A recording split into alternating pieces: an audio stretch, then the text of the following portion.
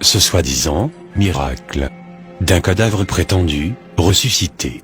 Après 3 jours de décès, une chose est sûre.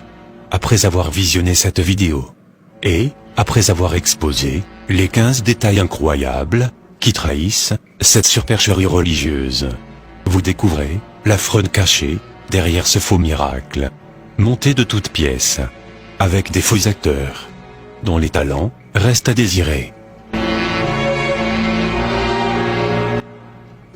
Première remarque. Pourquoi le leader religieux semble faire semblant de ne pas connaître ou reconnaître l'acteur du jour, se jouant les cadavres, en posant même des questions à son sujet. Jesus! What is his name? Jesus! Ashakabosa. Elliot. Hello, Elliot. Elliot. Elliot. Alors que l'acteur ici, se jouant les morts, ressemble étrangement à un membre du staff ministériel, qui était même son caméraman personnel, durant des séances de délivrance similaires, et cela quelques années précédentes. Coïncidence ou réalité, le discernement de chacun le situera. Deuxième remarque.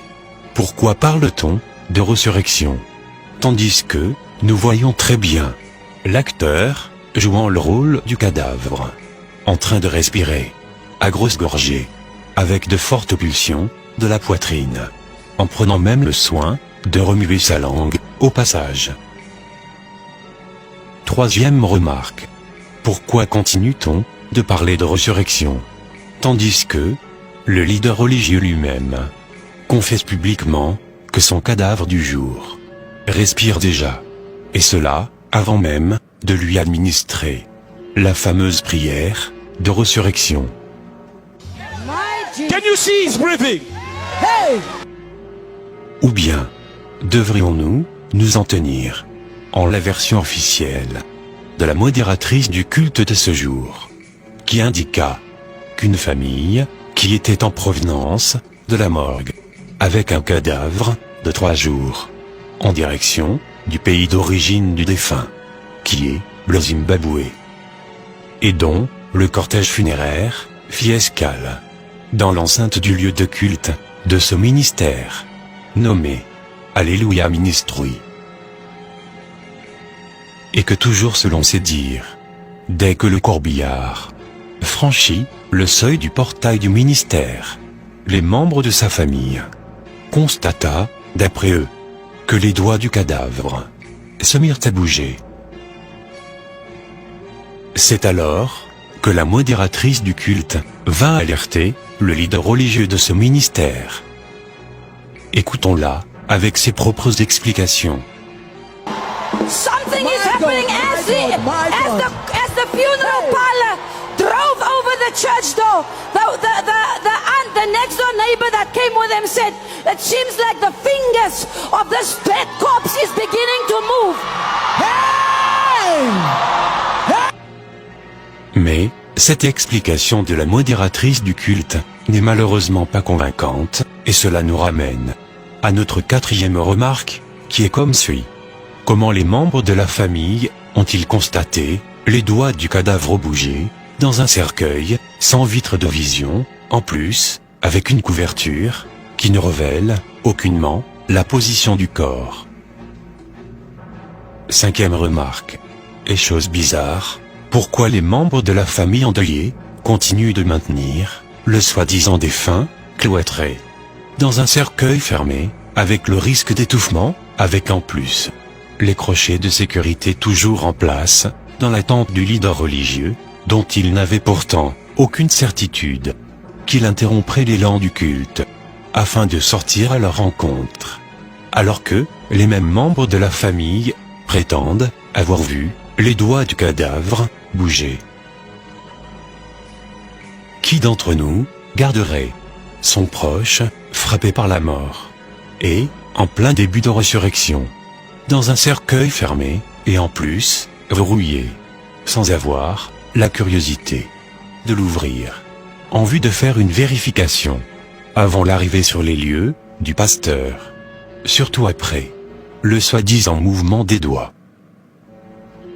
Aussi, pourquoi continue-t-on de parler de résurrection avec un mort, dont les doigts bougent à volonté avant même la prière de délivrance? Sixième remarque.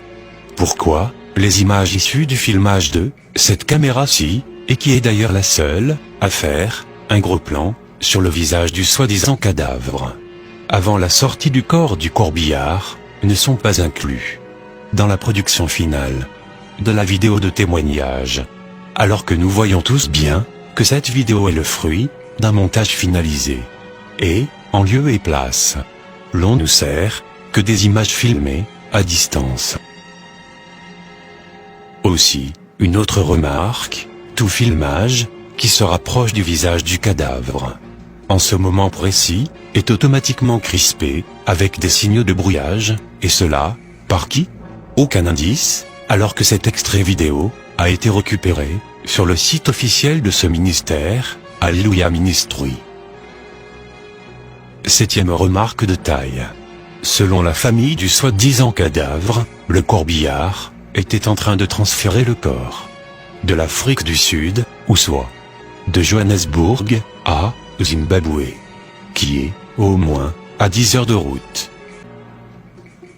Alors, quelle morgue sérieuse ne va pas prendre le soin de préparer un cadavre de 3 jours à un si long voyage à risque? Et cela, avec un embobement en bonne et due forme. Lorsque nous recevons les corps, après avoir signé les fiches de IFT, nous recevons les fiches. Maintenant, nous avons l'obligation de faire le traitement, soit l'embaumement. Avec des bouts de coton dans les narines du cadavre, afin d'empêcher l'air d'infecter le cadavre, en s'introduisant par ses narines. Ou même, pourquoi aussi la morgue n'a-t-elle pas fermé la bouche de ce soi-disant cadavre, par force, avec des moyens médicaux, pourtant connus de tous les services funèbres, et cela, afin d'éviter que l'air contamine le cadavre par la bouche, et occasionne ainsi un gonflement du corps, qui accélérait sa putréfaction. Et beaucoup plus important, pourquoi ces mesures préventives n'ont-elles pas été respectées, afin d'éviter de contaminer les autres occupants du corbillard, pourtant vivants, avec des bactéries qui s'échappent des narines sans protection et de la bouche laissée ouverte du cadavre? Alors pourquoi cet acteur ici sort du cercueil, la bouche ouverte, et les narines sans protection avec des bouts de coton? La réponse est toute simple, puisque cet acteur, pas du tout impressionnant, n'a jamais été mort, alors, le faire causerait son étouffement, ce qui serait un meurtre. Comédie religieuse de ce leader religieux et ses faux acteurs, qui a même été imité par de nombreux internautes à travers le monde entier en guise de moquerie.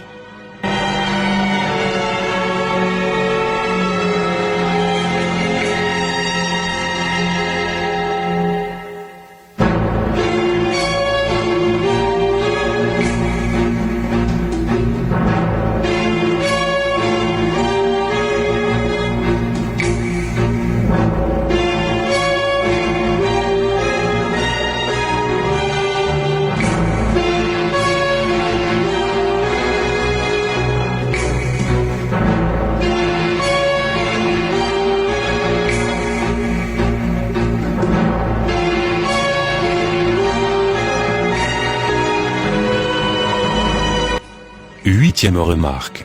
Des détails que ces metteurs en scène ont oublié de camoufler durant leur scénario sont les contacts téléphoniques du service funèbre. Kings and Queens Funeral Services. À qui appartient le corbillard loué pour leur théâtre, et dont les responsables ont enfoncé le clou, en faisant les démentis formels suivants sur les médias audiovisuels sud-africains. 1. le soi-disant cadavre n'a jamais été admis dans leur morgue. De deux, ils n'ont aucune trace administrative d'une autre morgue sur l'origine de ce cadavre et des papiers de décès le concernant. De trois, le corbillard de leur service funèbre a été loué par la famille pour soi-disant transporter leur mort. Écoutons-les, s'il vous plaît. Kings and Queens Funeral Services says it did not have the body in its mortuary. The car was hired, and they're explaining the body died on Friday and they only resurrected on Sunday. It would be fine if we have the family with us, also the pastor to explain how did this happen, where did they take the body from, because as kings and queens we didn't have the body in our mortuary. Neuvième remarque. Quel service funèbre, digne de ce nom. Mais un mort dans un cercueil, sans des linges de protection, en bas du corps, afin d'éviter que le fluide, issu du corps, en putréfaction, salisse et contamine l'environnement, en coulant, du cadavre. Dixième remarque. Comment se fait-il que ce cadavre particulier a été habillé, sans que l'on ne déchire ses vêtements, qui sont demeurés intacts, alors qu'en principe, un cadavre de 3 jours, venant de la morgue, sans oublier l'administration du formol, n'est pas souple et facile à habiller, sans au préalable déchirer ses vêtements. Plus étonnant encore est que, même étant dans le cercueil, tous les boutons de sa chemise ne sont pas mis comme d'accoutumé, comme si l'on avait prémédité lui faciliter sa respiration. 11e remarque. Quel cadavre de 3 jours pourrait avoir une peau aussi régénérée? Plus que même certains vivants. Et en plus, une coiffure aussi fraîche, malgré l'arrêt cardiaque et malgré l'arrêt de la circulation du sang. 12e remarque. Regardons bien la position des mains du leader religieux à la hanche du cadavre, en pleine respiration, comme pour aider le ressuscité à se lever du cercueil de façon spectaculaire, comme lors des séances d'exercices musculaires d'abdos. 13e remarque.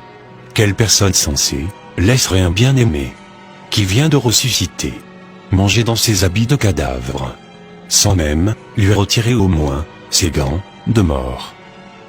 Les membres de cette assemblée ont pris le soin de mettre le cercueil vide, à l'écart, bien à côté des fauteuils roulants, bizarrement presque tous similaires, récoltés en cette seule journée de culte, et devant lesquels le leader religieux se positionne fièrement, afin de montrer sa recette de la journée. Mais, les mêmes membres de cette assemblée n'ont pas eu l'esprit de débarrasser le ressuscité de ses déguisements funèbres, jusqu'aux gants funèbres, alors que ce dernier est pourtant en train de manger, afin d'éviter des risques d'infection bactérienne. Même dans le cas de la résurrection de notre bien-aimé, Lazare, comme décrit en Jean, chapitre 11, verset 44, notre Seigneur Jésus-Christ a demandé que l'on délie Lazare, fraîchement ressuscité, de ses habits funèbres, avant toute chose. 14e remarque. Quel membre de famille qui, après avoir perdu un être cher, durant 3 jours de séparation, et qui, après sa résurrection, montre si peu d'émotion? Examinons ensemble les larmes presque inexistantes du propriétaire de maison du ressuscité. À présent, examinons l'attitude étrange de celui qui est supposé être le frère du ressuscité.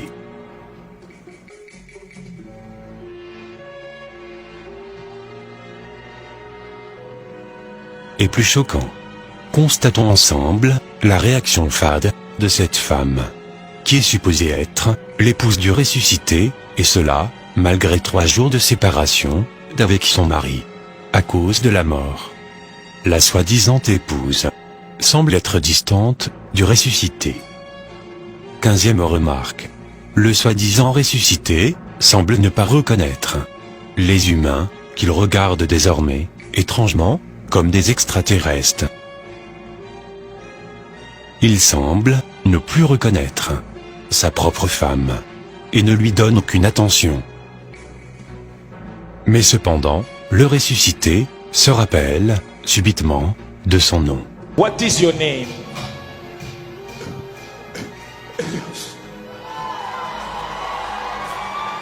You didn't hear that. What is your name? Et encore plus fascinant, le ressuscité n'a pas perdu sa mémoire sur les plats appétissants de cette terre des hommes humains, qu'il semble pourtant ne plus reconnaître. Le ressuscité se souvient même de comment mélanger les différents ingrédients dans son assiette afin de savourer un bon goût au finish. Pour conclure cette vidéo, sachons que notre Seigneur Jésus-Christ continue de faire des miracles. Mais cela ne nous empêche pas de discerner l'esprit derrière tout miracle, afin de vérifier si ces derniers viennent véritablement de l'Éternel, notre Père Céleste, ou à l'opposé, des profondeurs du royaume des ténèbres. Car selon 1 Jean, chapitre 4, verset 1, la Bible nous donne ce conseil solennel, en ces termes, et je cite, « Bien-aimés, n'ajoutez pas foi à tout esprit, mais éprouvez les esprits, pour savoir s'ils sont de Dieu. Car plusieurs faux prophètes sont venus dans le monde. » C'était ton serviteur, et le serviteur de notre Seigneur et Sauveur, Jésus-Christ de Nazareth, Yedidia, Marius, Israël.